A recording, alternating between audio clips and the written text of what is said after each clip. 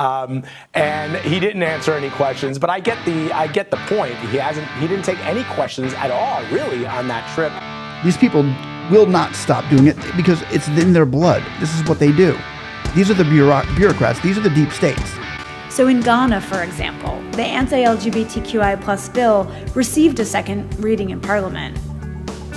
LGBTQI+ rights are human rights, and our government has a responsibility to defend them, to promote them, here and everywhere.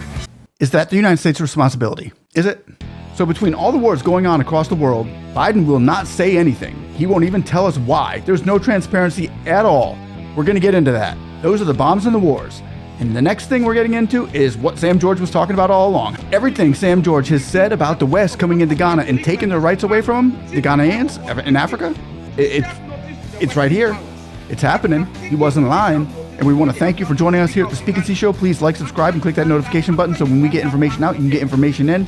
Let's dive in, ladies and gentlemen. Here we go. We're monitoring Ukraine's capital is under an air raid alert in anticipation of a possible Russian airstrike. Moscow is upping the ante after President Biden authorized Kyiv to use U.S.-supplied long-range missiles to attack Russia. CBS News Chief White House correspondent Nancy. Before we get there, Biden authorized Ukraine to use long-range missiles. Now, the people of Kyiv have to scatter because Biden wanted to put them into a deeper war than they already are. Interesting. Continue. Portis is joining us now from the White House to talk more about this. Hi, Nancy. So the White House is surging and sending aid to Ukraine. And what has the president said about why he decided to allow the Ukrainians access to these long-range missiles at this time? He's only got a couple of months left in office. Well, the official line, Vlad, is that it is because of the presence now of North Korean troops on the battlefield assisting the Russians. U.S. officials say that's what prompted them to finally give the Ukrainians what they had long been seeking, which were long-range missiles which could be fired into Russian territory.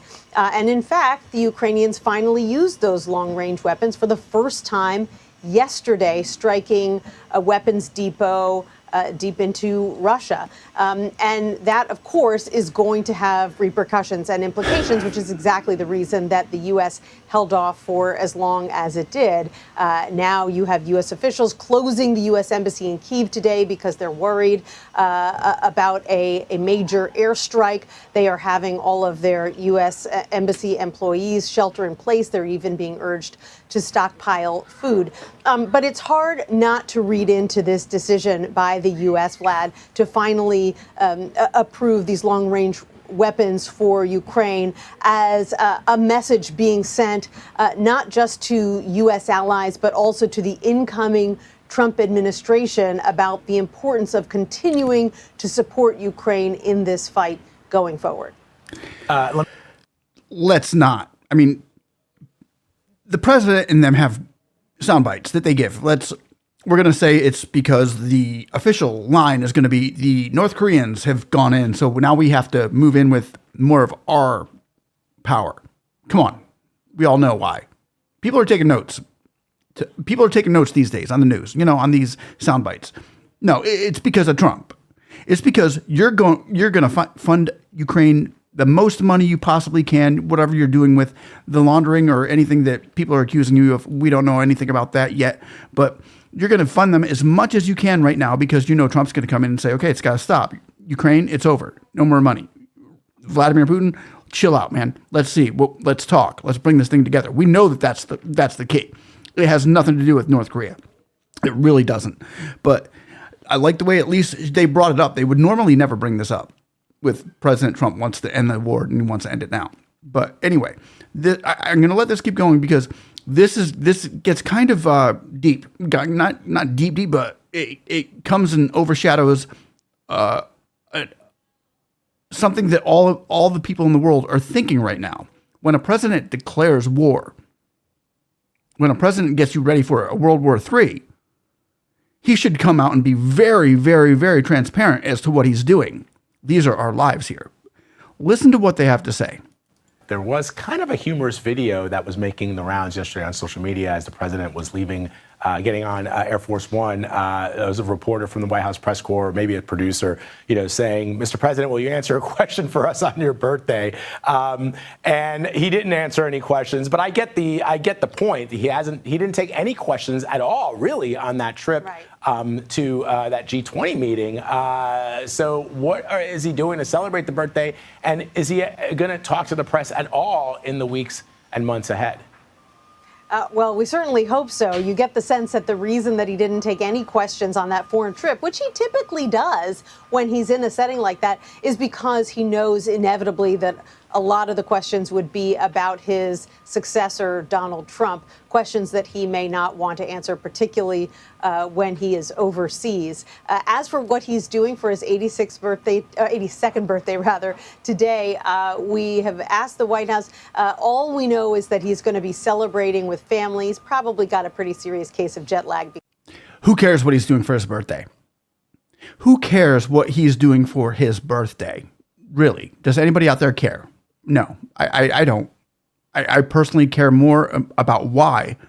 When is it going to stop? What's the plan? What are we doing? What's going on?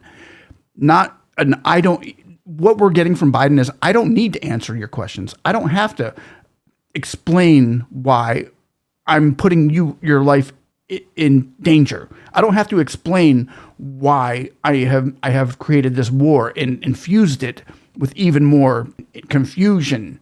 I don't have to explain it to the American people. I can just be silent and do whatever I want to. There's no transparency here. And when it comes to wartime, we need answers. We need answers, and we're not getting them, ladies and gentlemen, from this administration. We have never gotten answers from the Biden administration. We have never gotten transparency. They have always done whatever they wanted to do, whenever they wanted to do it, regardless of how the American people feel. The only agenda that we've seen them work on was war and LGBTQ. We don't have to get involved, but we do. But the LGBTQ, now we're sending, let's see, the statement we just got from the special envoy, Stearns travels to South Africa. Last-ditch efforts. Here we are, ladies and gentlemen. These are the last-ditch efforts from the Biden administration to indoctrinate and war and indoctrination. That's been the key. Special envoy Stearns travels to South Africa. We all should know, if you don't, in America, if you don't know, Africans are not gay. They said it themselves. Mozambique president in Africa had this to say. We equally reject attempts to prescribe new rights that are contrary to our values, norms, traditions, and beliefs. We are not gays. That's the short version, okay? That's just plain and simple, clear. I just give you the short version. But they all feel that way. They're feeling Africa. That is Africa. Africa, they are not like this. Like the West makes it look like the minorities, the blacks are the gay. We're pushing for you. You're gay. No, it's not that at all. And a lot of celebrities, black celebrities, push that as well. And they have no idea about their culture. They have no idea about how straight and family tradition values Africa is, how conservative and how deeply family values, what traditional family values mean to them, how embedded in their heart that this is a part of them, and it's where they draw their strength from. Now, with us going in there and trying to indoctrinate that was really a bad idea. And now Biden has just sent over, as I showed you, the special envoy in Stearns traveled to the South on November 7th. Now they go over there, and the person they're sending over, let me just get a picture of that, if I could, Jessica Stern. Here we are. I just want to point this out to you. Jessica Stern is the U.S. Special Envoy speaker. She's the motivator here. She's the main, the one they pay, the one that goes over there for these programs. And we look at this, and we look at the budget here now, because a lot of Americans and other countries that accept this money are going to be paying interest on her. But it says here, as its executive director for 10 years, an outright Stern helped the organization secure observer status at the UN, release human rights reports annually, built the world's largest COVID LGBTQI+ grant-making program, and quintupled the budget. Cha-ching, cha-ching, cha-ching. Bombs, and gays. That's where the money for the Biden administration has gone. And what do we get to see from it? Where's the assets? Where's the harvest that we receive from this? Sometimes you don't want to sow a seed for a harvest. And these seeds that America has sown, Africa doesn't want this harvest. They don't. But it's the leaders of Africa that need to be changing things. And I'm going to give you a little update, a little showmanship here on Jessica Stern and Antony Blinken regarding these issues. I'm coming to you. This is her. And you know that our progress has been real and our progress threatens them. So I want to give some examples of success. Once our organizations were underground, but increasingly today, LGBTQI groups are visible. When they try to silence us, we sue for legal recognition and we win. Our movements are increasingly mastering complex parliamentary procedures, assisted by organizational experts, and finding the legal tools to block discriminatory campaigns. So in Ghana, for example, the anti-LGBTQI+ bill received a second reading in Parliament. This is interesting. Ghana had their parliament, Ghana has just passed anti-LGBTQ bill with Sam George. In this woman here, who is, once again, the special envoy leader of the LGBTQI, explains how they managed to hold back Ghanaians from passing their law. This is important. So hear this out. Assisted by organizational experts and finding the legal tools to block discriminatory campaigns. So in Ghana, for example, the anti-LGBTQI+ bill received a second reading in Parliament. And we don't know how this struggle will end. But the movement has won time to organize, to coordinate, and to defend itself, and even build new organizations and alliances. And building off of what Kapia said, just 2 weeks ago, the Catholic... Let me just go over what she just said there. Western forces came in and blocked Ghanaians from passing their laws. We held it back. We stopped them. We got in there legally and got into the courts. We got in there. And we managed to hold them off on doing what they wanted to do and upholding their family traditional values so that we can get in there now. That's a victory. That's a victory for the LGBTQI+++. Right? Okay. This is how they do it. This is their main goal. And Sam George of Ghana, parliament member over there, has pretty much already told everybody this is what they're going to do. Now it comes to fruition that this is what they did. So Sam George was not lying. He was straight up. Here's what they're doing. Here's what Akufo-Addo is doing. Anyway, we're going with there. Now we go into, that's Jessica Stern. How about Blinken? Everybody knows who he is, I think. We have an extraordinary force of nature in Jessica leading our efforts around the world. I couldn't be more grateful for it. The difference that she and her team are making every day in ways big and small is incredibly powerful. And I get a chance to see that up close, and you'll be hearing more about that through the course of this afternoon. But Jessica, to you, to the entire team, thank you, thank you, thank you. Because this is an extraordinary community of people who are working every day, not just on this day, but every day, to make a real difference. On his first day in office, and you heard the letter from the president, but on his very first day in office, President Biden issued an executive order.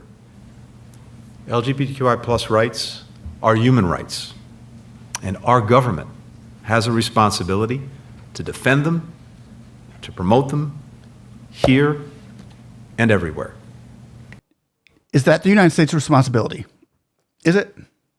I would like to hear from you. Is that the United States' responsibility? Because apparently Biden thinks it is, Blinken thinks it is, and so does the far left in America that is going over to other worlds and stopping their...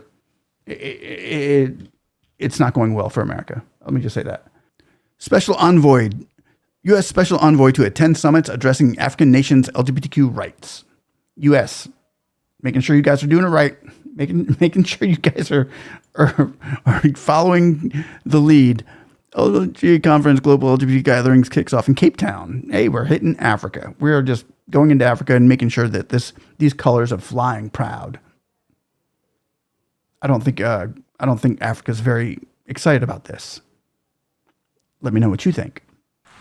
We equally reject attempts to prescribe new rights that are contrary to our values, norms, traditions, and beliefs. We are not gays.